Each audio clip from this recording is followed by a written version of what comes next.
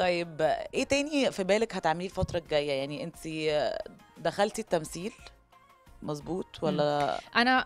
أنا بالجامعة شهادتي هي تمثيل وإخراج سينما.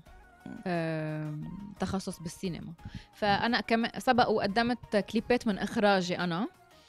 وأكيد مسرحية غنائية اللي مثلت فيها، بس أكيد بيضل في حلم إن شاء الله بيتحقق بالمستقبل القريب، لأنه في مشاريع عم نحكي فيها هيك إلها علاقة بالسينما، إن كان بالتمثيل أو بالإخراج. طب السينما، يعني انت اتخرجتي من السينما ما اشتغلتيش سينما خالص؟ اشتغلت مش قلت لك كمخرجة لا إخراج كممثلة. كليبات، بس كممثلة كان إلي تجربة بمسلسل هوس مم. مع عبد فهد كبطولة يعني.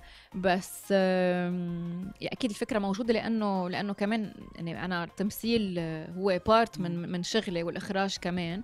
بس كنت بالفترة يعني كل الفترة اللي قطعت مركزة أكتر على الموسيقى والغناء يعني. بيتعرض عليكي مشاريع، بيتعرض عليكي دايما حاجات في لبنان ولا في مصر ولا فين؟ دايما بيتعرض علي من وين ما كان يعني كتمثيل. بس بعد ما حسيت اجى الدور المناسب، ومثل ما قلت لك كنت مركزه اكثر على الغناء. ان شاء الله وقت يجي الدور المناسب يكون في الوقت المناسب والخطه المناسبه انه يعني ممكن قول تعملي ايه. كده في مصر؟ اكيد حسب السكريبت وحسب المشروع اكيد يعني بتشرف. بما انك وقفتي على مسارح العالم تقريبا، معظم الحاجات الكبيرة، انبهرتي بيه اكتر حاجة او اكتر مكان انبهرتي بيه وانت هناك على المسرح بتاع؟ انا عارفة المسارح دي بقت رهبة. اكيد يعني هالاماكن وهالمسارح مهمه كتير وكتير لها رهبه وإلها عندها تاريخها وكتير يعني يعني مهم لإلي انه غني على هيك مسارح يعني.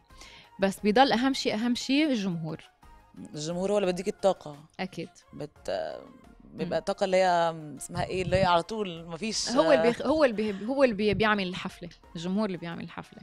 مبسوطين جدا ان احنا كنا معاكي النهارده يا هبة، وان شاء الله جود لك تعملي كويس في مصر ونشوفك على قريب ان شاء شكرا الله. ميرسي كتير. ميرسي كتير. اشترك في باقات واتشت الشهرية بتبدأ من 14 جنيه و99 قرش، وباقات سنوية تبدأ من 150 جنيه.